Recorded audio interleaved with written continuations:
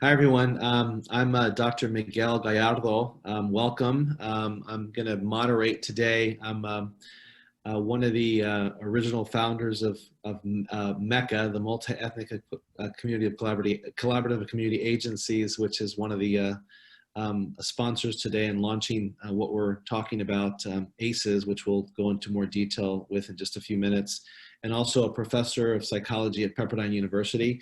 And I'm here I'm looking forward to the conversation I'm going to have with my colleague, Dr. Earl Turner. And I just want to briefly introduce Dr. Turner to you. Welcome, Dr. Turner.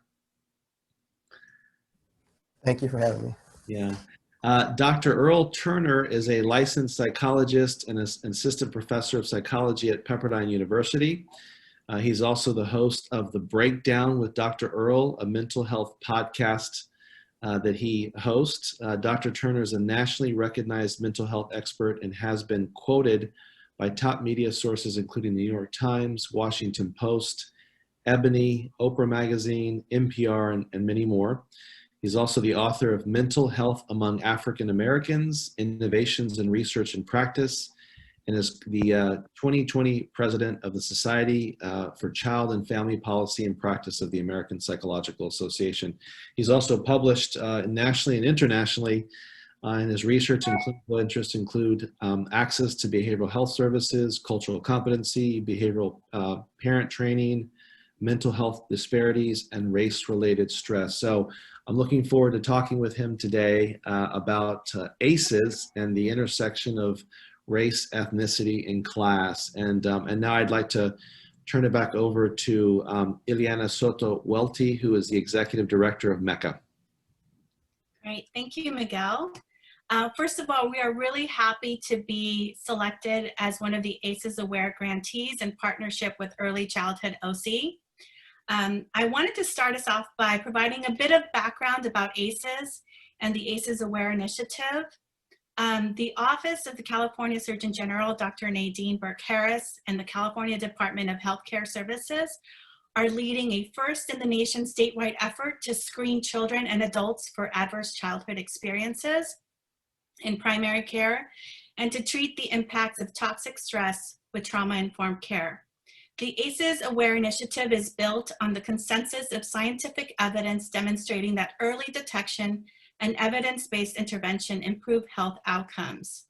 This is a really bold goal, and the goal is to make sure that this becomes a national movement to ensure everyone is ACEs aware. At MECA, we are currently incorporating ACEs in all of our parent and teen mental health trainings as a way for our ethnic communities to become aware of ACEs and also learn resiliency strategies. Today's conversation is targeted to providers, but really this is something we all need to become aware of. We have 3 quick polls that will be taking place as I'm talking. So we really want to know who's participating in the room today. So I will launch those, and I'm going to share my screen.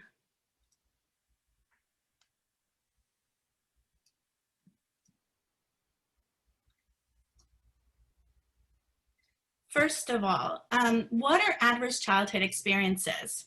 In this chart, you can see some common categories for childhood adversity, which include physical, emotional, sexual abuse, physical and emotional neglect, mental illness, domestic violence, divorce, substance abuse, and incarceration. The research study that was conducted by Kaiser and the San Diego Centers for Disease Control involved about 17,000 women and men that reported having, 2 out of 3 reported having at least one adverse childhood experience. More than 1 in 5 reported 3 or more ACEs, and 1 in 8 reported 4 or more ACEs. The higher prevalence of ACEs in people who are low income, people of color, involved in the justice system, or are part of the LGBT community are at higher risk. This chart shows how social and economic inequities are expressed in our health, well-being, and susceptibility to disease. ACEs dramatically increases for 9 out of 10 and leads to 9 out of 10 leading causes of death in the US, including heart disease, cancer, chronic lower respiratory disease, stroke, Alzheimer's, diabetes, kidney disease, increase in suicide attempts, among other conditions. As the number of ACEs increases, especially those with 4 or more ACEs, so does the risk for these leading cause experiencing negative and physical mental health outcomes. Here we have the ACEs study shows that childhood adversity is the leading cause of health and social problems in our nation. It's the most powerful determinant of public health. The social determinants of health, which are the economic and social conditions that include our environmental factors, such as where we live, work, and play, learn, and have access to services and supports, ultimately are the forces that expose us to toxic stress, one of which is racism, and that we're going to be talking about today. So our topic is the racial, ethnic, and class implications of ACEs, and we want to explore what that looks like in our world today, and we're lucky to have Dr. Turner today, who's an expert in this field. So take it away, Miguel. All right, thank you. Thanks, Ileana, appreciate it. Yeah, so Dr. Turner, let's talk about this. So maybe we could start just by telling folks what a little bit about your work in providing services to children, adolescents, and adults, and kind of what that looks like for you. Sure. So I'll try to take the short story about that since I've been in the field for a while, but I'm a clinical psychologist by training. I have my PhD in clinical psychology. And after graduating, I specialize in working with children and families. And so most of my work has been either providing services or treatment to children and adolescents between ages, about 2 to about 13. Through my postdoc training where I worked in Baltimore City, through Johns Hopkins and Kennedy Krieger Institute. And from that time, I entered into practice primarily in a medical center, providing inpatient and outpatient psychotherapy services to children and adults with a range of difficulties, from just general behavioral challenges, things like ADHD, some challenges with things like anxiety and depression, and have also done a little bit of work working with couples and adults as well. So my experience is broad in terms of understanding sort of the impact of living in America, but also really applying issues related to children and families more specifically. Yeah. So that's great. It's helpful for folks to have a context. I'm wondering if, just as we think about even what's happening today in the United States and just maybe if you could even just give us your perspectives about just how everything that's happening now may be affecting, kids, families, particularly as we think about, some of these senseless and deaths that have happened to many Black individuals, both men and women, and other communities as well, brown individuals, et cetera. And so how does this affect kids and families from your perspective? What do you think? Yeah, I mean, I'm glad that Ileana shared the data about ACEs and social determinants of health. I think that provided a nice foundation for the conversation, because if we think about systems that people interact with, education, health, the justice system, that all of those have the potential to impact communities in some ways. And we know that because of systemic racism and discrimination, that oftentimes those communities that are Black and brown are oftentimes disproportionately impacted by those systems. And so if we center all of that within the context of what's been going on in the last couple of months, we know that if we think about COVID as just sort of one example, that those communities have had less resources in terms of testing, that the death rate due to COVID has been much higher in those communities. And so what other factors are really impacting people's ability to survive those types of experiences outside of these systems that they interact with, which plays a huge role in terms of how they are able to successfully navigate those experiences. Yeah, absolutely. I'm wondering too, in one of I read an article that you were quoted in, I forget which I don't remember which media outlet it was, but it was around talking about, should we be talking to, children about racism and race and those guys. And I'm wondering if if you maybe could speak a little bit about, I mean, should we be talk when how do we talk about this? Should we be, and does that mitigate or help reduce or the impact of these sort of adverse events in their lives in some way or another? Yeah, no, that's a good question. I definitely think that we need to have those conversations. So we know that children are experiencing these things, whether that's directly because they're in environments that are impacted by these situations, or Mhm. they witness these things. You know, technology, social media impacts most of our lives in some sort of way.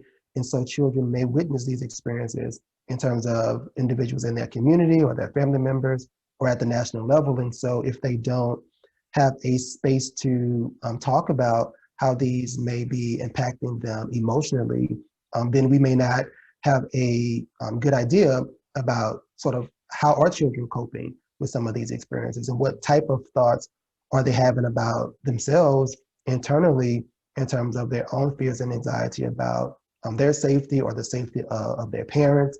And so I think you do need to at least on that level, have a conversation to sort of explore emotionally, what kids are thinking and feeling about these experiences. I think it's also important to have these conversations because we do know from research in terms of racial and ethnic socialization that when you do prepare children to navigate these experiences and not just sort of talk about it and have that awareness, but how do you cope with it? How do you respond if someone behaves, toward you in this type of way? That does help them to be more resilient and recover from those experiences. And so when we talk about the impact of ACEs, that if we're not having these conversations with children, then it's going to make that have a larger detrimental impact in terms of their overall functioning. Yeah, yeah, no, that's really helpful to hear. I think it's really helpful to be helpful for folks to hear that as well. You know what came up for me as you were responding and sort of talking about this is I'm thinking about, we're talking about the sort of this intersection of race, ethnicity, and class, and I think in some ways too, like, I think about myself as a parent. I think like I can have these conversations with my daughters, my partner and I can have these conversations, and my wife and I can have these conversations, and we can do that. But I think there's some privilege that comes a little bit with being able to have those conversations. And I'm wondering, like, if we think about this sort of intersection of race, ethnicity, and class, particularly as I think about, maybe families, Black, Indigenous people of color who were in maybe lower resourced circumstances and maybe, living from day to day, week to week, whatever it is. How do I'm thinking like they're trying, the parents are trying to cope themselves and trying to just sort of make sense of it. So how do we how does class come into this, and how do we help, I mean, obviously that's going to have an impact on some level, but I'm wondering if it looks differently based on sort of, the parents themselves who are in survival mode, and then how do they help mitigate this for the kids? Does that make sense? Yeah. Yeah, no, that's it's a loaded question, but it's also an important question because I think if we again going back to the figure that Ileana showed in terms of these impacts on ACEs, I Yeah. think one that stood out for me as I was looking at it was the reference to historical trauma. And Hmm. so if we think about in the United States, historically for a lot of communities, Black and Brown Indigenous communities, that historically, since their existence, they've been dealing in some way with these experiences or understanding how their ancestors or relatives have navigated those things. And so if you add in this idea about social class, and so if we think about education opportunities as one example of social class, that those that may be at the higher end of that spectrum have different opportunities. They have different access to resources. They may be able to remove themselves from environments or communities that may be disadvantaged and continue to experience, marginalization. And so for those people that are at the higher end, then they have more opportunities to sort of cope and navigate some of those experiences and reduce the risk related to ACEs. Whereas for those that may be at the lower end, in terms of educational or financial resources, that oftentimes they remain in those communities that are disadvantaged, systemically, and to think about putting food on the table, paying bills, and then also seeking out therapy as sort of one example, that sometimes puts you in a difficult spot in terms of like how you're going to meet your immediate needs in terms of safety and those types of things, in addition to coping with mental health challenges. And so I think it is important that we have those conversations and that we do a better job as systems and communities and as political leaders that are making legislation and budgetary allocations around some of these things, is that we do need to make sure that there are more resources put into those disadvantaged communities so that they can better be equipped and have the tools that they need to be able to navigate those experiences, because they are going to be constantly experiencing these situations that could be potentially traumatic for them, which for people who are outside of those spaces or at the higher end of that sort of class continuum, they're less likely to continue to sort of be beat down by all of these negative experiences. Right. Yeah. No, I appreciate that. I'm wondering if maybe you can talk a little bit about, I mean, we're talking about trauma and, historical trauma and the impact that these, that racism can have, systemic racism, maybe even, class issues, finding oneself on the maybe the lower end of that socioeconomic spectrum. What does this look like? How does it impact kids' mental health and well-being? Like, what kinds of things do you see? What kinds of things maybe should kind of people be looking for in some ways? Well, how does it manifest? I know it's going to look differently for different kids along the way, but in general, what kinds of things how might this show up? Yeah, I mean, I think we know sort of one of the things that happens, and so if we think about school-age children, for example, is that academically, these experiences and sort of the impact of ACEs might impact them in those ways. And so I think oftentimes in school systems, we make assumptions about a child's ability to be successful or to pass a test when we don't really think about the context of what they may be potentially experiencing in their day-to-day lives. And so I think it's important that we, consider that not just in schools, but if we can fill in that example with other situations, is that we do need to be mindful about context and experiences of people. And obviously, as a psychologist and therapist, we are trained to not overgeneralize some of these things. And so I think it's important that we do not only just keep that in mind, but that we also are more intentional about thinking about context.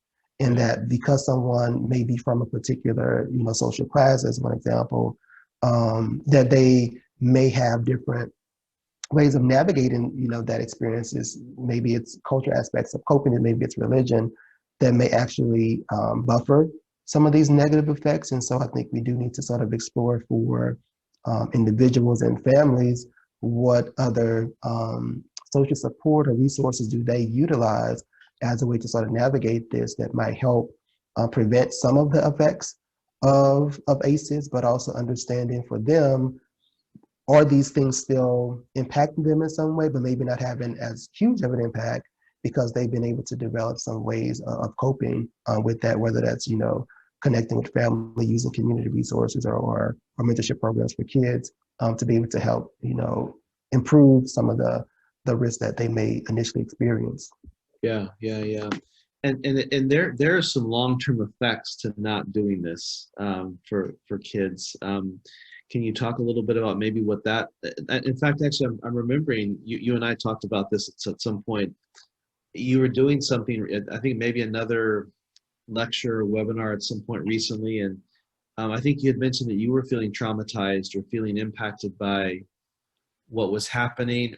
Correct me if I'm wrong. And then someone questioned whether or not you could feel traumatized or how you could feel traumatized. And am I remembering that correctly, or am I? Yeah, I'm trying to connect it. I was like, wait, what did I say?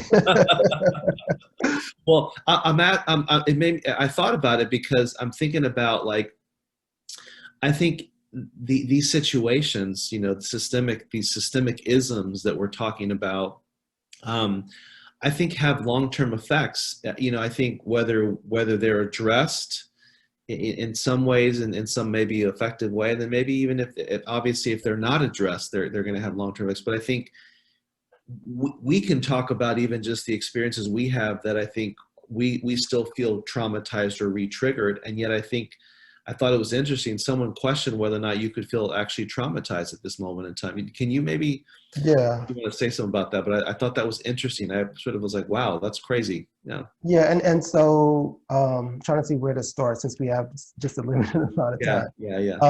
I was given a talk around race, and the idea that I was discussing was about policing and sort of being pulled over Yeah. by police, and having experiences where I was able to walk away from those experiences without encountering, being thrown to the ground and a knee on my neck, or being shot and killed in those situations where many people that we know, from the news, Black and brown, have not been lucky to walk away from those experiences. And so I think for me, having that conversation with someone and being in so many ways like invalidated about my experience because I am in a different social class than some of the people, because I have a PhD and I have a stellar position at a prestigious university, and so I think for some people there are assumptions about if you are in a certain social class, upper versus at the lower end, that you are less likely to be impacted by these types of experiences, particularly thinking about racism, systemic racism, um, and that protects you from that emotionally or in other aspects.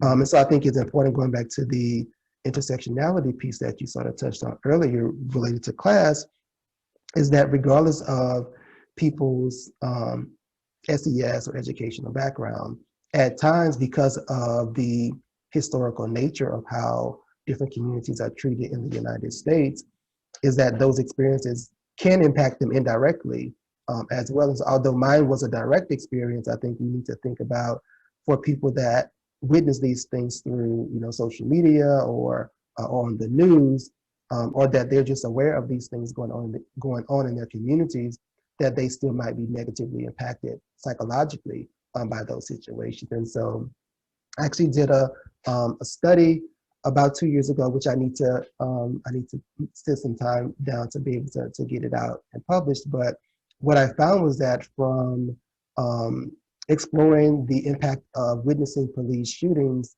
among Black Americans in the United States, is that even if you were not in those communities, but you witnessed them at the national level, that it did impact your mental health. And that's been something that's been confirmed through other studies. But the thing that was different about my work was that this was something that was experimental. So I had people come into a lab and like watch a video, and it was only about 2 to 3 minutes. And so I think for people that are scrolling through Instagram, whatever social media platform, and you're exposed to these types of discriminatory experiences, is that it can have a lasting impact on you psychologically. And obviously, for some people, depending on how they internalize and interpret those situations, may be at a much higher risk for developing some type of trauma like PTSD from that. And so I think, though there are these long-term impacts emotionally from ACEs, but also how it impacts you behaviorally in terms of like your relationships with others. So I think Yeah. we have conversations around race relations in the United States. And obviously with the racial protests, we can add politics on top of that. All of those things can make having these conversations difficult, but also what are the policy implications for some of these lack of not having these discussions as well, that might have these long-term impacts on individuals.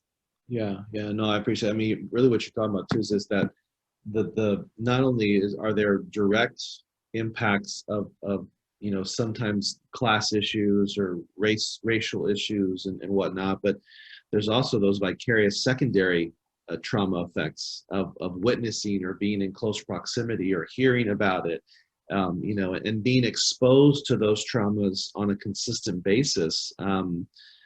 have cumulative effects in many ways. Right. And so what are some ways, you started to allude to this a little bit earlier already, but what are some ways that we can take into account, these racial, ethnic, class issues and other social determinants of health when working with families, children, and doing the work and looking at the whole person?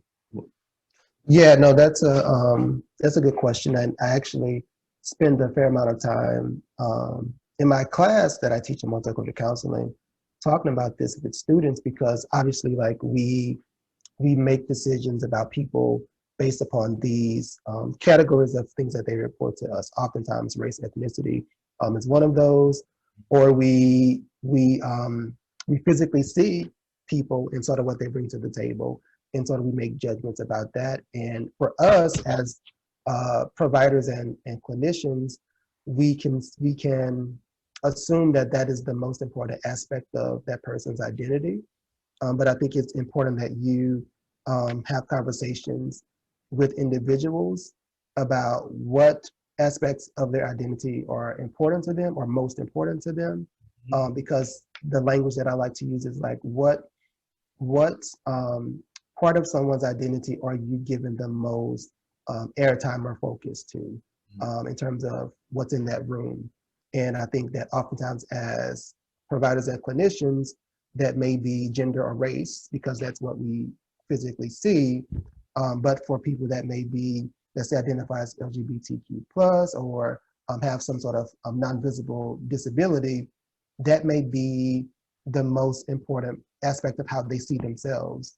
And so if we don't ask those types of questions to really understand and explore that, we don't know what's the impact of those things on those individuals. And so I think it's important to explore that for people to see, well, maybe it's not their race or ethnicity, maybe it's their gender identity, maybe it's their sexual orientation, and how does that now impact them in terms of systems and how they are functioning? Because we do know, as was talked about in the data, that those individuals that identify as LGBTQ, for example, may be more likely to be at risk for experiencing ACEs and have a much larger impact in terms of the detrimental functioning as a result of that as well. So I do think it's important that you explore those different aspects of someone's identity, and how that may serve as either protective factor for them or a factor that might cause more sort of distress or difficulties.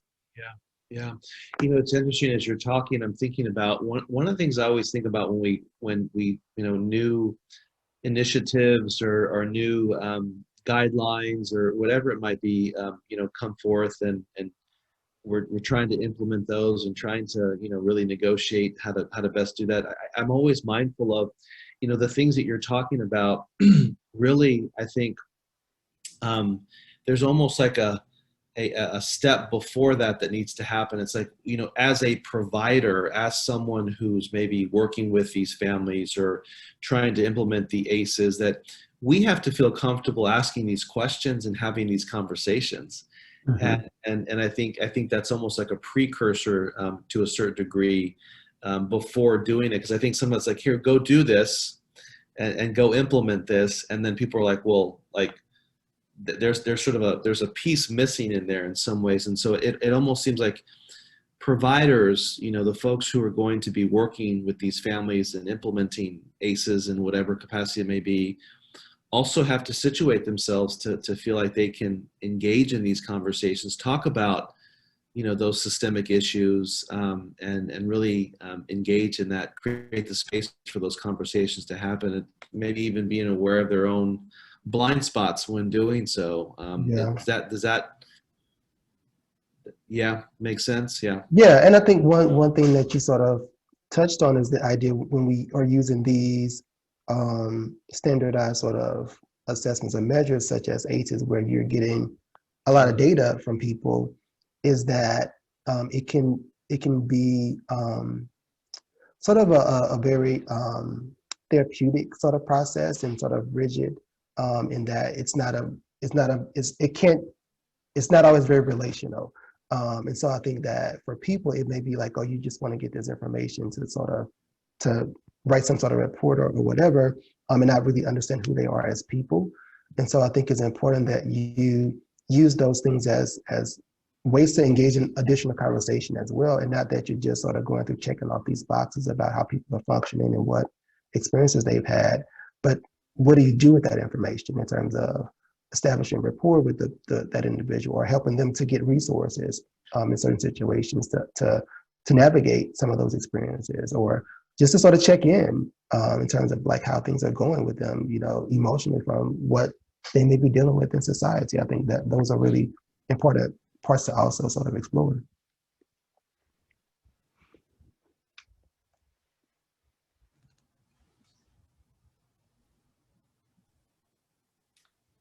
I think Miguel got frozen a little bit, so I'll take. Okay. It's like, Yeah. wait, what happened? Okay. So thank you so much for We sharing. have Is he back? Um, you mentioned that we are writing a report actually on this. We're doing a brown paper. It was originally called a white paper, but we renamed it because the focus of our paper is really on the racial and ethnic implications and perspectives to consider when implementing ACEs. So what key recommendations do you have for providers as they go and screen for ACEs? As a psychologist, you see families, and so you're doing this already, and these are very intimate, sometimes questions. You know, there's a lot of cultural considerations to take into consideration because they're very sensitive. So, and sometimes triggering. So what would be your recommendations? Yeah, I mean, I think sort of adding to what I just mentioned a second ago, I think it really is important that you understand how those questions and the information really help to tell the person's story in terms of like what they are experiencing, and that you are contextualizing this information when you're writing reports to really, you know, highlight what these experiences are for those individuals. But I also think as providers and people that are asking these types of questions is that you make sure that you give people resources to navigate those experiences and to engage in healthy practices that may reduce some of these experiences related to ACEs. And so we know that there's a lot of information. I know the CDC has like a resource guide that's really helpful for individuals and clinicians to really think about what are some of the things that we can do to help reduce the risk of ACEs. So making sure that in the case of kids that if they don't have, you know, important mentors in their lives, that you connect them with mentorship programs. We know that that has a huge impact on individuals and their ability to be successful. Providing these parenting classes and resources on an ongoing basis to help people that may be interested in learning better tools in terms of parenting. And so I think those are ways that we can utilize this information, not just to sort of gain information and to wait until we sort of know what the data is telling us to do something, is that we can be able to act, you know, now when we're going through that process to say, okay, you mentioned, you know, that your child is struggling in this sort of way. This may be something that might be helpful for you. And that you do it in a way that you're not trying to like point out people's weaknesses in terms of what they can't do, that you're doing it in a way to sort of be supportive. Because I think oftentimes for many, you know, Black and Brown individuals, particularly when they're working with therapists or in these systems, it's always like, what did you do wrong? And so I think that also doesn't always help them to want to sort of change their behaviors. And so I think we do need to be more empowering in our approaches. You know, one of the goals is to heal from all of this, but when we're talking about racism, that's not really something we can change. You know, racism exists in our communities, in our society, and I feel like it's more prevalent than ever. So as people of color, how do we begin to heal from this? And we know that it impacts us in the long run. What can we do? And so as you were saying that, I sort of smiled a little bit because anytime I do something like this, I try to avoid getting political. And I'm also writing right now, and one of the things that I'm working on is around critical race theory. And I know that there have been some conversations around that recently, and I'll leave it there. But I think the point that you brought up is that when we talk about racism and systemic oppression, that American society, unfortunately, was built on oppression of groups. And so we've made some progress, obviously, in a number of ways, but at the same time, those things are present. They've been present for hundreds of years. And so many people question, will we ever be in a place where that's not the case? And so if we think about that from a critical race theory perspective, the answer is no, like it's always going to be there. And so I think the part about addressing the healing piece is that what can you do to heal from these experiences? Because at some point in your life, you are going to have to navigate either indirectly or directly a situation related to racism, whether it's systemic or not.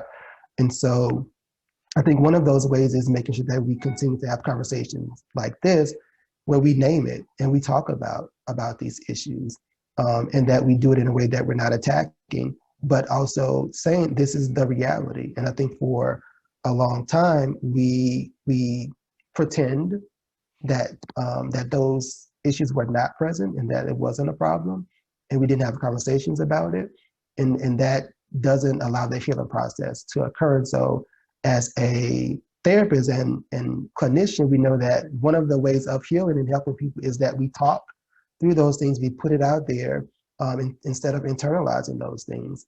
As a society, when we get to race and racism, what do? We don't talk about it. And so you can imagine that that's not going to help us heal. And I don't know if I'm gonna. It's okay. It's okay to get a little bit political. If he wants to add to that.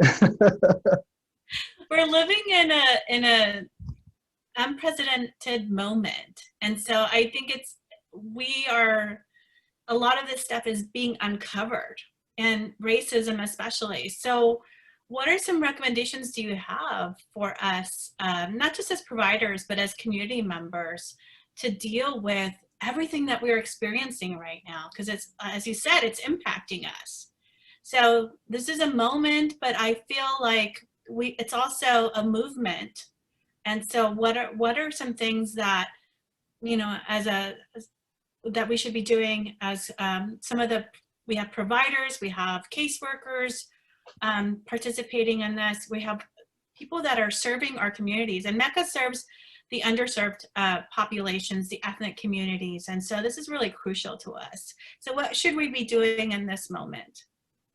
Yeah, and I think, one of those things that you sort of highlighted is really exploring the impact of these things on people. And so I think definitely that's important, and you need to continue to do that. I think in the midst of your role as a provider, that you don't want to invalidate people's experiences. And so going back to my story that I talked about before, I mean, I do this work often and have these conversations around race. So for someone to invalidate my experience, I am, I guess sadly, I don't know how to feel. I expect those things to happen. And so it doesn't necessarily impact me that I was invalidated in that moment, because that was nothing that I wouldn't expect. I was already prepared for that to happen. But I think for some people, when they are talking about experiencing racism or systemic issues in terms of access to different services, that they may be invalidated by individuals, community, or providers, and that could negatively impact them emotionally. So I think, as providers, we are in a position to uplift people. And so we should be able to hear their stories and honor their experiences, because obviously we weren't there when the situation happened. And I think oftentimes we hear people tell stories about situations, and we try to give other alternative explanations about why something occurred, instead of acknowledging that that was a horrible experience for that person. So I think that's one thing that we need to do. The other piece, I think, again, sort of, maybe it's because we're in the season of politics, I think that we need to be involved in our communities, and that we do have voices to change policies and to shift those things. And if we're not pushing our political leaders, both at the local and the national level, to make change that is not going to happen. And so I think that's really important for us to voice those concerns.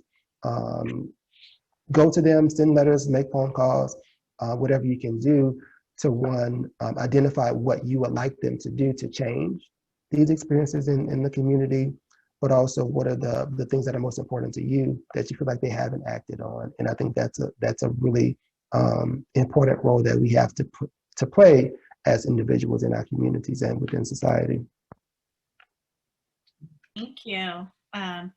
We have a question in the chat about how this will all stigmatize the community. You know, sharing this information in sort of an aggregated way. How can this be addressed? That's a tough question. I mean, I think in some ways that communities are already stigmatized. And so I do understand the concern and not wanting to continue to perpetuate, those ideas. I think if we are reframing how we're using this information in terms of like this information is going to help get resources or to help sort of change that narrative about people being able to be resilient, is that might help sort of put a different lens on it. But I do think that could be a concern for many people. They may not even want to engage in completing this, assessment because of concerns about that. And I think that also plays into, for a lot of communities, their resistance or avoidance to use mental health services because they don't want to add another sort of label or stigma to them as people because they have already been marginalized based upon their race. And so I think that is a huge, barrier that could potentially, occur. Thank you. We have another question, and this I think this is a crucial one. For providers who don't have lived experience of being discriminated against, or they're not a person of color, how do they prepare to respond to the Pearl's ACEs screening questions on discrimination of their patient or client? How do we prepare as providers to address this when we don't have that same shared background? Yeah, so I'm gonna say I haven't seen the questionnaire, so I don't know how it's worded, but I think in terms of engaging with patients around these issues is that you do, as I stated before, want to validate their experiences about those situations that they have had that have been, negative for them. I think one thing that I oftentimes have discussions with people about, or really encourage people to not do, is to apologize or say that you understand people's experiences, because you don't. And so I think in those situations that you do want to be mindful of the language that you use in terms of communicating your empathy for people, and that you, again, sort of name it, like that you don't have those experiences. And maybe you can follow that up with, what are you doing to impact some sort of change or make sure that people do have different or better experiences in life. And so I think that's the other piece, to try to navigate that in a way that you don't just sort of avoid talking about these issues because you feel like it is a touchy subject, or you feel like you don't have lived experience around those things, because that is not going to help improve your relationship with your community or your patients. Miguel, feel free to chime in on some of these. You're also a psychologist, and you experience this stuff all the time as well with your clients. I'm back, I can tell. You can see me and I'm good. Yeah, you're back. You're moving now. I wasn't sure because I was seeing y'all perfectly earlier, and yet I was like apparently frozen, so I wasn't sure where I was. I don't think I have any more to add to that question. I think Dr. Turner stated it well. So yeah, but were there other questions that came up that we wanted to address and make sure we talked a little bit about? What would be your recommendations for implementing ACEs overall, as we develop this brown paper that we want to elevate to the state level? you know, this is a representation of our communities. So what recommendations do you have? Is that for me or Dr. Gallardo? That's for you, Dr. Turner. That's for you. We're here for No, you. that's for Miguel. Oh, for me? Yes. I thought we were featuring Dr. Turner today. You know what? Actually, Dr. Turner, chime in, please, as well. You know, I think in terms of recommendations, you know, I think we need to really contextualize the implementation, the administration, the dissemination of really trying to understand these experiences and really talk about why it's necessary that we do this, and really thinking about, I think oftentimes too, when I think about trauma, you know, when I think about our sort of traditional definition of trauma, or how we tend to, you know, it's like trauma is something that, you know, I think at least how PTSD is identified and defined, it's like there's sort of an experience that I think most people can say was a difficult situation for someone, a natural disaster, you know, a major accident, whatever it may be. And I think there's some general consensus that those experiences are going to impact someone's life. When it comes to the isms, these systemic isms, it all of a sudden the traumatic impact and the traumatic experiences are called into question.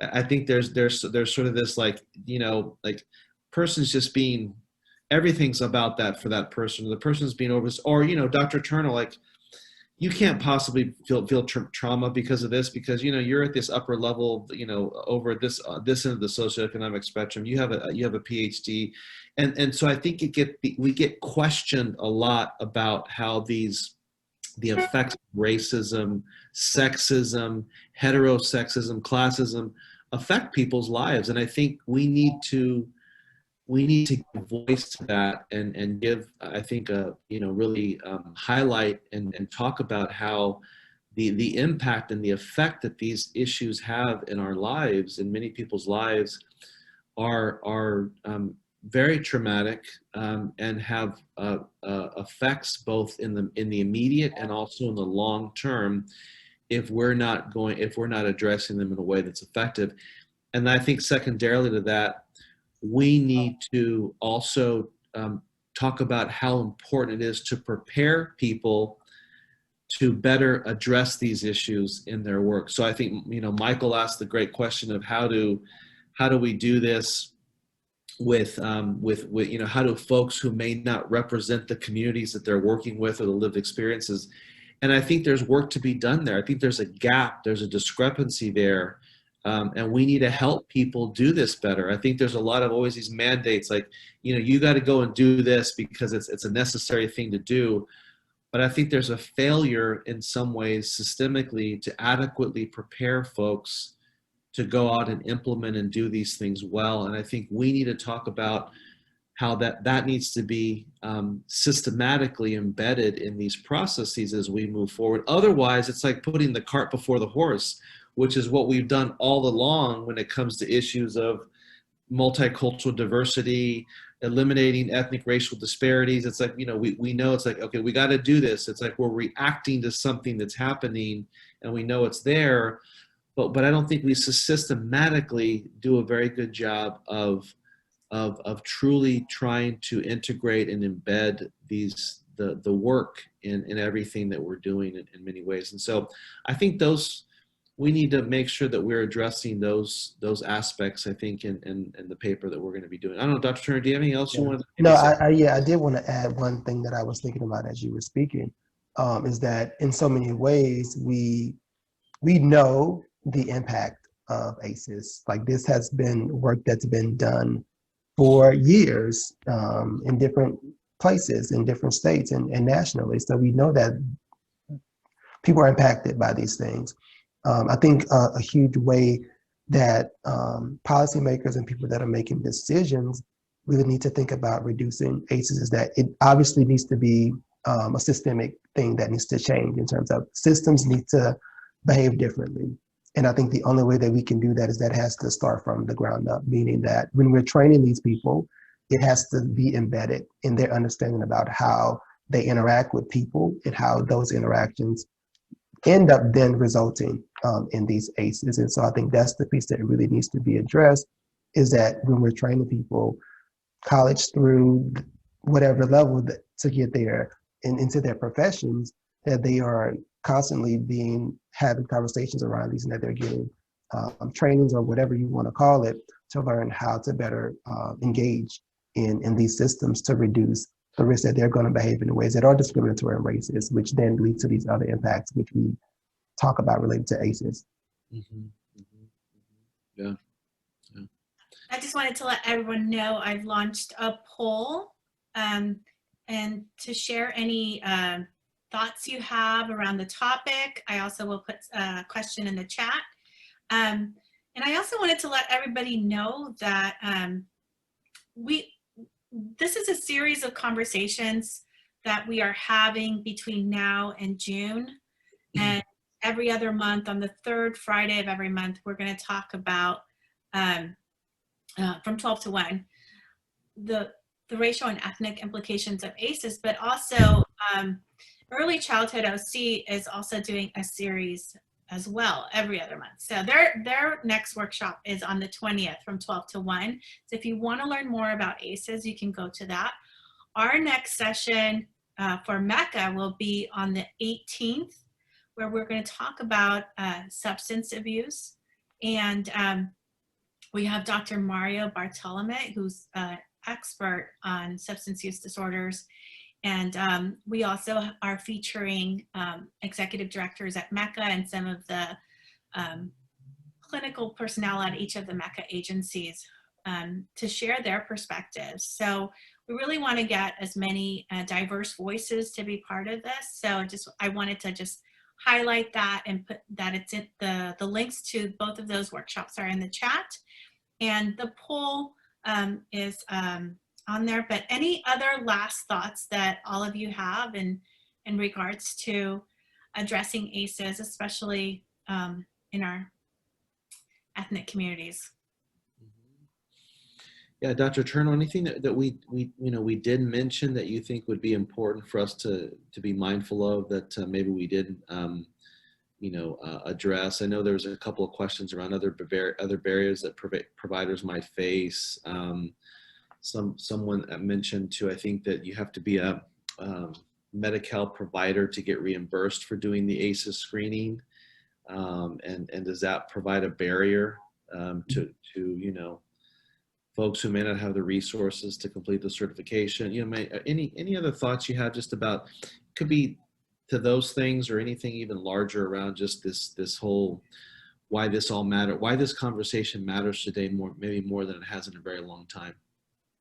Yeah, I mean, I am hopeful that because of the increase in people being involved in advocacy and things like that over the summer, that we may actually get some real change in terms of some of these issues. And part of it, again, for me, goes back to this idea of there has to be policies that change to be able to have that trickle down effect. And so I think for all of us that we have some role to engage in doing some work around policy. And I know for people that are not very political, that sometimes it's a term that feels like, well, I don't want to do that work because I don't want to get into that conversation. But I think we have to use our experiences as providers, as community members, to really make sure that we advocate, for changes in our communities and for ourselves. So I think that's something that we really do need to do more. And then I wanted to share, I mentioned that resource, I forgot that I can use the chat box.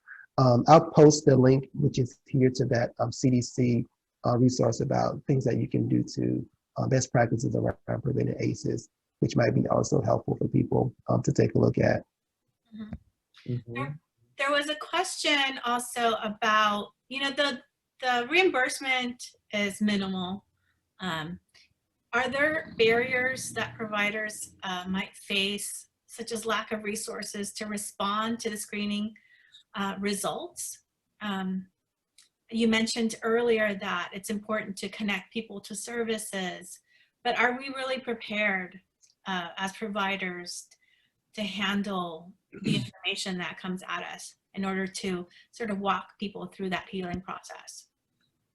Yeah, that's a good question. I mean, obviously, I don't know what your organization, what organizations do around this, and so maybe Dr. Gallardo can respond from that perspective a little bit. But I think that people may not be prepared. I think one of those challenges and barriers from my own working experiences being in practice is that, you know, time is a huge barrier for many people because you don't always have the time, you know, there to be able to take extra, you know, 10 to 15 minutes to talk with someone, to give them resources about being able to do things because you need to go on to your next patient or person that you're working with.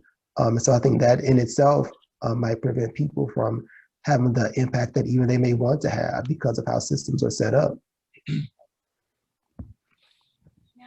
Yeah, I would just say, to add to that, I would agree. I don't think, you know, I think as it is now, I think a lot of folks are trying to figure out how to meet the needs of so many underserved and unserved community members who are experiencing these issues on a daily basis. And so I think, you know, again, I think it's a systemic issue, just like the origins of ACEs, the adverse childhood experiences, particularly as it relates to racism, classism, all these isms.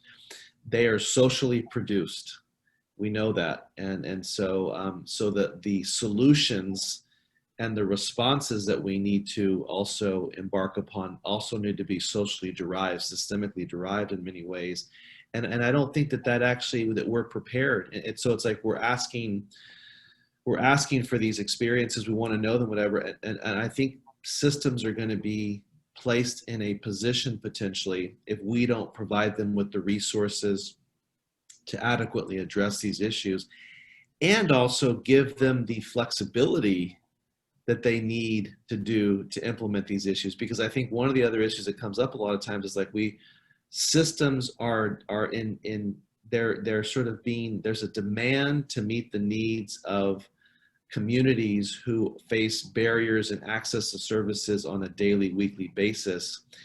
And the foundations and the underpinnings of these organizations who are trying to meet the needs have their own internal policies and procedures that may prohibit them and may ill-equip them from adequately addressing the needs of these communities to begin with.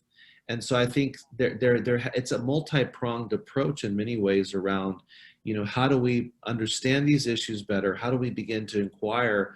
But how do we prepare the individuals, the systems, and you know, systematically who are going to need to be responding in a way that they're going to actually be able to do that? Because I think that's not happening. And I think it's good. I think it's important work, but there are other aspects that we need to make sure that we're also addressing at the same time. It's a both and. And if we don't do that, I think we run the risk of perpetuating potentially some of the exact things that we're trying to avoid. Yeah. Thank you. I feel like we've unpacked so much, and there's, you know, maybe many recommendations that we have to make. I'm going to give the participants a chance in the chat box to share what their recommendations are. What are, you know, from this session, what things came up for them that would inform their approach now into doing ACEs screening and treatment. So I think in the chat box, I put the question, how did this session inform your approach and understanding of this screening and treatment of ACEs? We will keep the chat information and use that for our brown paper. So we appreciate everyone's perspectives, because I think this is something that, you know, we're all sort of rolling out and taking on. Any last comments? I just wanted to thank all of the participants that are here today, and Dr. Turner as well, and Miguel for being part of this first initial conversation. Thank you. Thank you, Dr. Turner. Very, very, very helpful. Appreciate your expertise and knowledge that you provided to us today. Really helpful. Thank you. Thank you again for inviting me. Yeah. Yes. Do you want to mention any things that you're doing that are coming up, or talk a little bit about your book or anything like that?